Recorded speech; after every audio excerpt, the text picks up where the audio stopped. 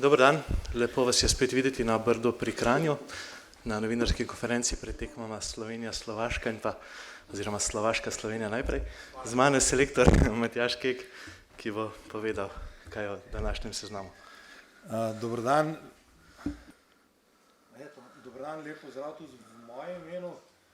Zdaj, ne dela, ne? Stisnil sem, zdaj že dvakrat, majster, pridi. Zdaj dela? Dobro. Daj še enkrat, uvod. Ne bom še enkrat, dosti mi enkrat, ne bomo ponavljali prevečkrat tega. Tako da, Matjaž... Pa kar res vas je lepo videti. Ene, zima je zakon, druge v LA-ju, tretje še vedno na starih lokacijah. Kakorkoli, en uvod, ki naj zveni že optimistično, pozitivno, ker vse to skupaj pričakujem tudi od dveh tekem, ki nas čakajo. Gre za tekmovanje, ki dobiva stalno večji pomen in dejstvo je sicer, da se mi po evropskem prvenstvu delno tudi pričakovano nismo odzvali najboljše oziroma da smo imeli preveč problemov v igralskem kadru in ti dve tekmi proti nekje nasprotniku, ki je tu nekje po mojem za nami, mogoče celo nekaj več zvenečih imen evropskega svetovnega nogometa v tem momentu, ki je na evropskem prvenstvu odigral na zelo visokem nivoju, imel mogoče malo manj sreče kot mi, tako da tradicionalni nasprotnik, kjer smo včasih izgledali dobro, včasih se veselili kar pri njih doma, v določenih momentih pa tudi imeli z njimi probleme in sigurno zelo zahtevni tekmi z enim samim ciljem, da se ostane v B grupi Lige narodov, v pripravi seveda predvsem za tisto najpomembnejše v letošnjem letu, to so kvalifikacije za svetovno prvenstvo. Nekaj je problemov glede kadra, nekateri igralci z že običajno slabimi minutažami, kar pa nikoli jaz ne jemljem kot nek alibi, ampak pač stvar karakterja, kako se v tem odzoveš na reprezentančne zahteve.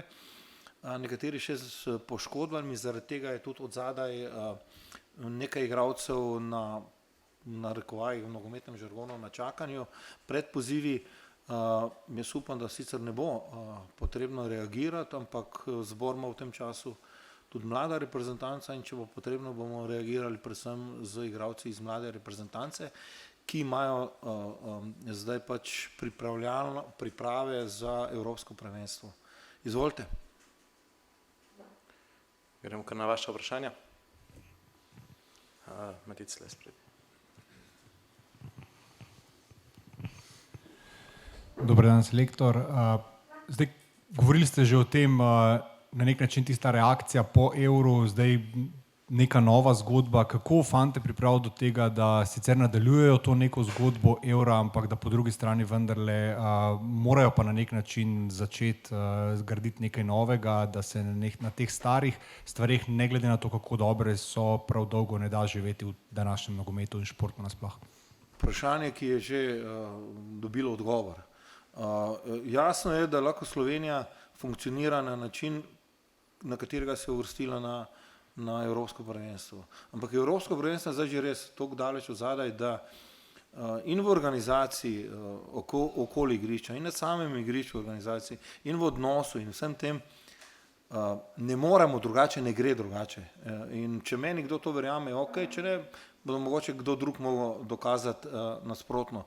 Ampak še vedno pa mora ostati ta lakota za uspehom in na igrišču in izven igrišča. In če tu nismo mi vsi skupaj željni tega uspeha, dokazovanja novega, potem je to vse skupaj vedno na 50-50, kar pa je mnogokrat oziroma prevečkrat premalo. Mi moramo biti na najvišjih možnih obratih in potem z nekaj sreče, s kvaliteto, ki jo imamo, ki je dokazana, lahko pariramo tudi najboljšim. Lahko imamo pa probleme tudi proti nižje rangiranim ekipam in zaradi tega jaz pravim, bilo je fajn, bilo je lepo, vse skupaj govorilo se je zadosti, pisalo se je zadosti, zdaj pa gremo narediti tisto, kar ljudje, kar mi sami od nas pričakujejo.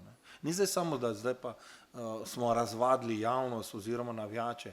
Ne, same sebe smo postavili v situacijo, da ne moreš zdaj ti med pa cilje zopet, ne vem, toliko in toliko niže. Ne. In zaradi tega pravim, ta lakota za uspehom, ta lakota za dokazovanjem na vsakem treningu, na vsaki tekmi, ali je prijateljska, ali je službena, ali karkoli, mislim, da brez tega Slovenija težko funkcionira. Mogoče se mi zdi, da bi to že izpostavili, če bi bilo kaj novega, ampak vseeno, podoba strokovnega štaba, greste naprej, tako kot ste bili, imate kakšne nove ljudi v njem ali kakorkoli? Ne, trenerji so Luka Brkljač, Milivoje Novaković, Borut Mavrič in pa Dejan Kopasič. Kratek čas, malo število treningov, mislim, da je za to vse skupaj. Ponujala se ena rešitev, ki pa zaradi klubske obveznosti trenerja še ni uresničljiva in mislim, da bo to od junija dalje šlo skozi. Lep pozdrav, gospod selektor. Zima Je odhaja, pa ta glavni šport prihaja v ospredje, kar je super. Zanima me vaše razmišljanje v zvezi z letom, ki je pred nami, v luči tega, da fantje za glavni cilj seveda postavljajo uvrstitev na svetovno prvenstvo, logično. Potem pa imamo zdaj ti dve tekmi za obstanek, pa dve prijateljski še. A bo težko dvigant motiv pred jesenjo? To me zanima. Hvala. Ja, dejstvo je, da je tudi uspeh se ni naredil čez noč. In jasno je, da že nekatera imena zdaj v tem kadru manjkajo, da verjetno bo prišlo do nekih osvežitev v igralskem kadru pred jesenjo tudi in da imamo eno podlago, ki se sama sebi ponuja, to je U21 reprezentanca, ki ima sicer svoje obveznosti, oziroma še kar nekaj igralcev, ki tudi v naši ligi na nek način opozarjajo. Nekaj igralcev tudi od zunaj, tako da kar se tega tiče, kako jih motivirati. Jaz sem povedal pred 3-4 leti, ko smo imeli malo problemov, ko se tudi ni vedelo, kak bo moj status in vse to skupaj. Če tebi ni vsak trening v reprezentanci zadosti veliko priznanje in pa neka vzpodbuda, nek motiv, potem nisi za reprezentanco, nogometno reprezentanco Slovenije, tako kot jo pojmuje Matjaž Kek. To je pač tisto, kar je mene naučilo, ne vem zdaj, koliko tekem pač imam na klopi, toliko in toliko treningov, toliko in toliko druženj z nogometaši. Drugo pa je, če ostanemo pri Zima je zakon, bilo bi ne fair, da če sem dosti krat omenil Pogačarja, pa Rogliča, pa Dončiča, da zdaj ne bi čestital skakalni ekipi, ki je fenomenalno z fenomenalno vašo podporo pričarala zopet uspehe slovenskega športa.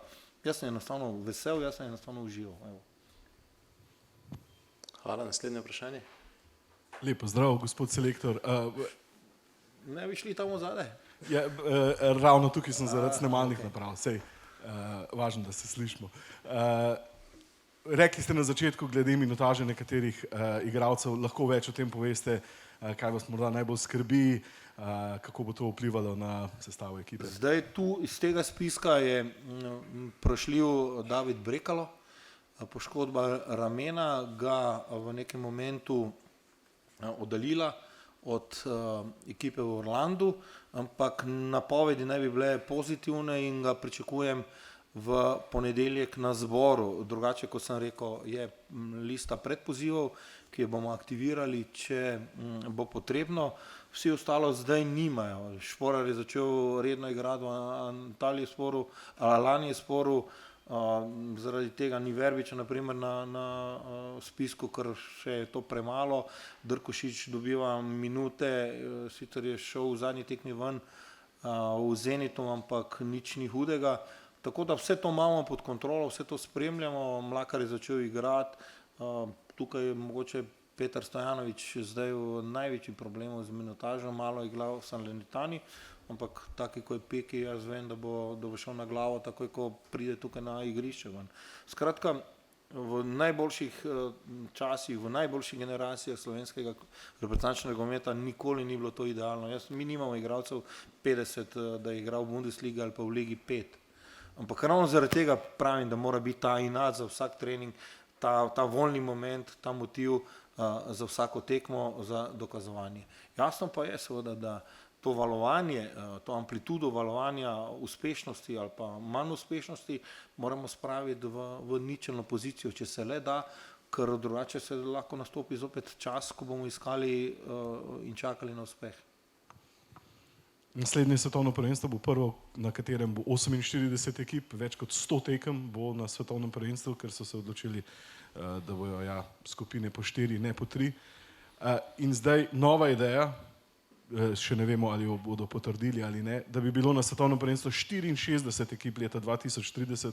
Vaše mnenje o tem? Odprlo bi vrata na širše tudi za slovensko reprezentanco, ampak tekem pa bi bilo še več. Dosti jih je bilo, ki so govorili, da je Slovenija se uvrstila na evropsko prvenstvo, ker je pač taki modus bil, da je pol Evrope se uvrstilo. Tisto je bilo z mojega zornega kota tudi kar pošteno podcenjevalno do generacije fantov, ki so potem za tekmami proti Angliji, proti Danski, proti Portugalski, Srbiji dokazali, da se popolnoma zaslužijo evropsko prvenstvo in ne samo zaradi tega, ker je večje število reprezentanc. Zdaj vsi ti modusi, dokler se začne ogromno vprašanj, isto je bilo z novim modusom Lige prvakov. Na koncu zdaj vsi zadovoljni. Bolj razborljivo je, noben več ni siguren, igra se do konca, manj je tistih tekem, ki ne potegnejo nobenega na stadionu in jaz sem res zelo slab, kar se teh sistemov tiče in jaz sem zelo vesel, da ste vi vedno pripravljeni nam vsem skupaj razložiti, kaj je najbolj enostavno, tako da bom za zdaj se vzdržal. Naj jih bo 100, glavno da je Slovenija zraven.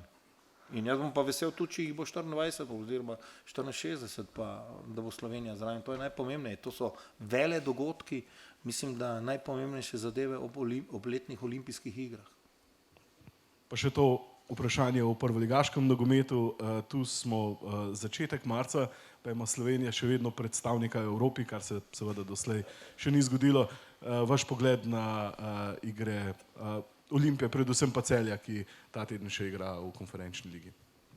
Jaz mislim, da se je že prejšnjem poletju nakazovalo, da je lahko to dobro leto za slovenski klubski nogomet. Tudi Maribor je bil v play-offu, da je enostavno vložek in neko razmišljanje v klubski nogomet dobilo potrditev, da ti moraš nekaj vložiti, da nekaj dobiš. Da kar z neba to ne bo padlo.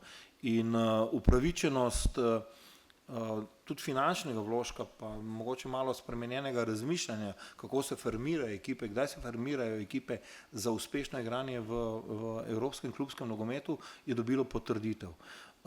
Jasno je, da seveda Evropa zahteva eno organizacijo skozi vso leto, da je premalo, če se klubi začnejo 3 tedne predtem pripravljati, pa zdaj bi pa oni radi v Champions League.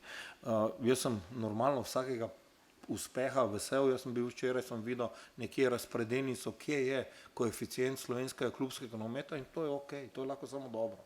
Tekma, kot je bila, ambient, kot je bil v Ljudskem vrtu ali pa v Stožicah ali pa v Celju, že 5000 gledalcev, kar je bilo včasih utopija, ja kdo ne bi bil tega vesel? Ta je lahko samo noro oziroma je proti nogometu. Jasno pa je seveda, da je treba nadaljevati, da je treba razmišljati tudi, ali je res idealno, da jih je od 22 na igrišču samo 6-7, ki jih mene zanima, ne? Tako da vse to so neki problemi, o katerih se je treba pogovarjati, dati možnost tudi drugemu razmišljanju, drugemu mišljenju, ustvarjati pa nekaj, kar bo dobro za slovenski nogomet, ne? In se pravim, ob naših teh tekmah prijateljskih v juniju, Evropsko prvenstvo v 21, Elitrant U19, U17 v tem terminu. To so zadeve, o katerih je treba razmišljati. Včeraj, naprimer, mladinski derbi na Slovanu Olimpija Maribor v ligi, ki dobiva svoj pomen z vrednostjo igralcev, ki potem seveda pa morajo nastopati v višjem rangu tekmovanja. Tako da upam in jaz ne vem, osebno, lahko samo povem osebno, jaz sem prepričan, da bo šlo Celje čez Lugano, da je 1-0 zgleda sicer malo, ampak ti moraš zdaj zmagati z 2 razlika. No, to ni isto, kot je bilo pred nekaj časa, ko gol v gosteh toliko velja. In jaz upam sicer v težkih pogojih v Tunu na umetni travi, jaz vem, kakšno je to, ko moraš 3 dni prešaltati, ampak mislim, da mister v Celju ve, kaj dela, da se potrjuje iz tedna v teden, ali v pozitivi ali v negativi, ampak da ve, kaj dela in jaz jim res želim, ker to bi bilo dobro tudi za nekatere ljudi, ki mogoče razmišljajo, ali vložiti kaj v slovenski nogomet ali pa ne. Ste malce že odgovorili na vprašanje, ki sem ga imel glede... Ni bilo prej že zadnje vprašanje? Če je bilo, ne prvič sem že rekel, da je zadnje vprašanje, potem pa se vmes med vašim odgovorom spomnil še enega. Omenili ste to, 15 igralcev na derbiju je začelo tekmo tujcev, torej prvič se je to zgodilo v zgodovini, da je bilo toliko tujcev na derbiju v slovenski ligi. In iz vidika vzgoje slovenskih igralcev ste malce že omenili, bogatejši igrajo z več tujci. Kakšen je vaš pogled na vzgojo slovenskih igralcev in kako optimistični ste pri vzgajanju novih generacij? Jaz sem zelo optimističen, ampak v tistem trenutku, ko si bojo ti igralci, ali so zdaj slovenski, ali so izven, zaslužili, da igrajo za prve ekipe. Tudi angleški derbi, ali pa nemški derbi, ali pa avstrijski derbi, je kar dostikrat več tujcev kot domačih. Nič ni to nenavadnega na prostem trgu, v takšnem je tudi nogomet. Jasno pa je, da moramo omogočiti tem igralcem, da se razvijajo. Jaz imam popolno zaupanje v trenerje v naši ligi, pa ne zaradi tega, ker je zdaj moj sin tu zraven, tako da ne bi bilo tukaj narobe, ampak to je dokazano. Prej sem vam rekel, Elite Round U19, Elite Round U17, U21 na Evropskem prvenstvu, ne vem, kdo še rabi večjo potrditev. Je pa bi seveda butasto, če ne bi zdaj te igralce dalje razvijali. Dalje razvijali na ta način, da imajo pogoje za delati in da več delajo. To je edina moja razlaga, kako uspeš danes lahko v nogometu.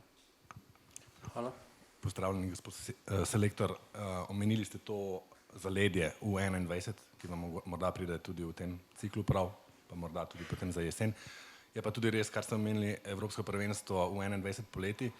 Ali vidite mogoče tudi obratno smer? Zdaj za Benija Šeška vemo, da verjetno zaradi vseh okoliščin ne bo nastopil, pri Vipotniku pa je ta opcija. Kako vi gledate na to možnost, da bi recimo nekdo iz članske zasedbe šel v 21 za to prvenstvo? Jaz smatram, da ko se poklopijo vsi interesi, da takrat ne vidim, zakaj nekdo, ki je tudi že igral za A selekcijo, ne bi igral za mlado selekcijo. Gre za interes slovenskega nogometa, seveda pa zdaj interesi, klubski interesi, igralski interesi, je zdaj to vprašanje. Nekateri so že na nek način odreagirali, jasno je, da je sezona zelo, zelo dolga, ampak spomnim se, ko so slovita imena, danes slovita imena z veseljem igrala za U21, za svoje reprezentance in mislim, da je Evropsko prvenstvo U21 en krasen poligon za pokazati se, za odigrati dobre tekme in opozoriti na nek način nase. Je pa seveda, kako dolgo bo trajala klubska prvenstva, kakšna je sezona, kakšna je tudi klubsko svetovno prvenstvo je, ne, in to se vse bo pomešalo eno v drugo, tako da jaz upam, da bomo mi rešili to na tak način, da ne bomo na naslovnicah športnih novic, ampak da bo nekje da se bo našla ena ideja, ki bo zadovoljila vse. Jasno pa je, tako kot za reprezentanco, si tudi za U21 moraš najprej želeti igrati in potem se najde vedno rešitev. Če hočeš dobrobit v nogometu, če ne gledaš samo ozek osebni interes, ampak tudi to se dogaja. Morda glede na vaš odgovor še to, boste morda se o tem pogovorili tudi z Benijem? Z vsemi, ki lahko pridejo v ta rok, ki še imajo dovoljenje za igranje v U21.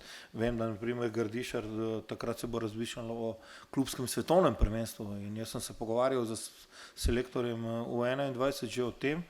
Meni je interes, da pomagam in bom pomagal, koliko se le da, da bi Slovenija bila čim močnejša na Evropskem prvenstvu mladih in v tistem terminu jaz sigurno ne bom klical igralcev, ki bi lahko igrali za U21, da bi igrali prijateljske tekme. V tistem momentu ima sigurno Evropsko prvenstvo U21 prednost pred dvema prijateljskima tekmama A reprezentance.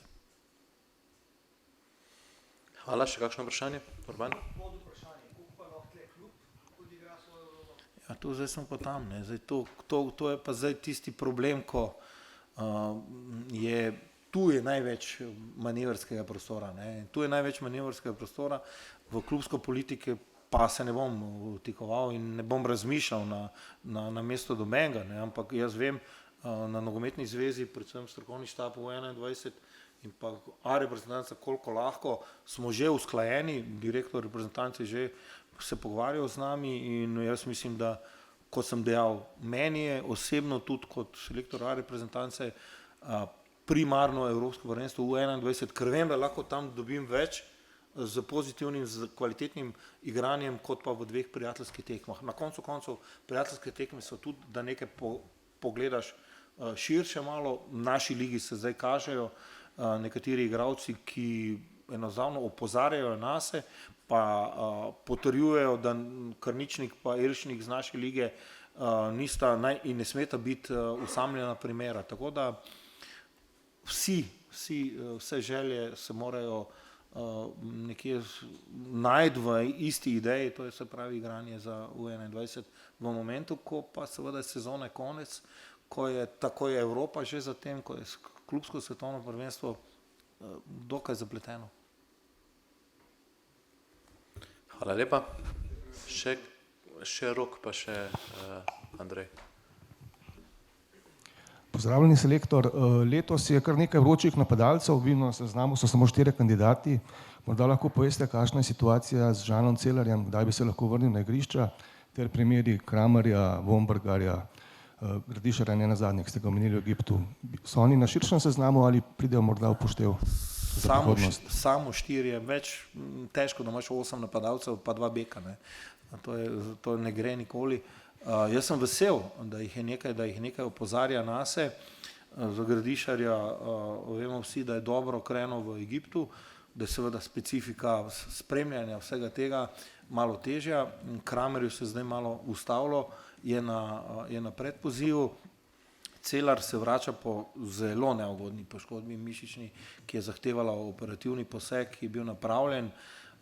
Dejstvo je, da ne preduje, ampak je tukaj biti potrebno zelo pameten, pa previden, preudaren, da se ne bi zadeva ponovila, ker poškodba je res težka, specifična, ki je, kot sem že povedal, zahtevalo operacijo, da je Luka Zahovič začel dosti boljše igrati na Poljskem, zelo pomembno, da je pa seveda zdaj, kot je za napadalce dostikrat, ko priješ v neko serijo, zabiješ kar po traku, potem v nekem momentu priješ lahko tudi v slabši status, da je tudi Prelec v Avstriji, Dunaj, zelo zanimiv igralec.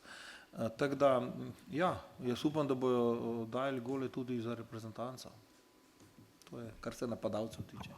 Še kaj drugega? No, sem mislil še fenomen Vombergarja, da ima Slovenija najboljšega strelca, na drugi strani luže. Tudi San Lorenzo spremljam, tudi sicer daje gole večinoma še iz penalov, ampak tudi penal mora zabiti, ne, kar se je pokazalo na Evropskem prvenstvu nam.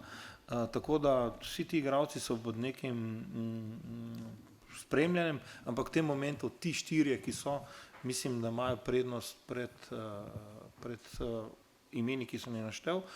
Prihajajo pa 2 tekmi pripravljalni tekmi v juniju in sigurno priložnost za koga.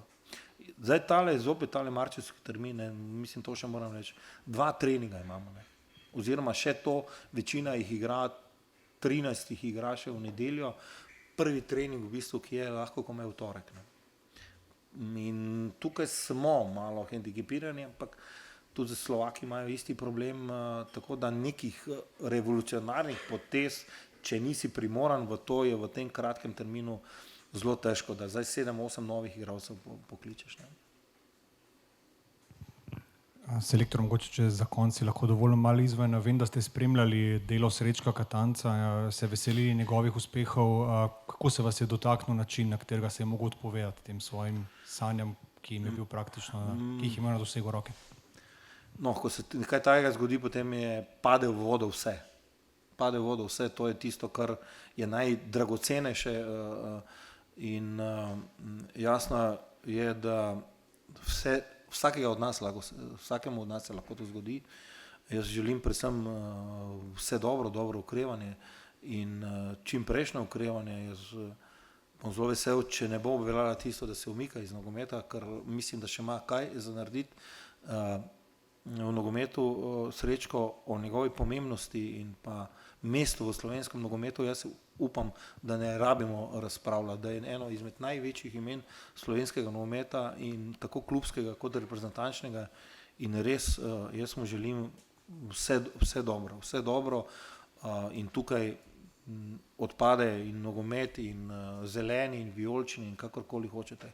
To so najdragocenejše stvari in to je treba predvsem, mislim, da spoštovati pa tudi njegovo zasebnost in željo, da daleč od reflektorjev bije to bitko in jaz sem prepričan, da jo bo dobil, ker je dobil mnogo težkih bitk in na igrišču in izven igrišča.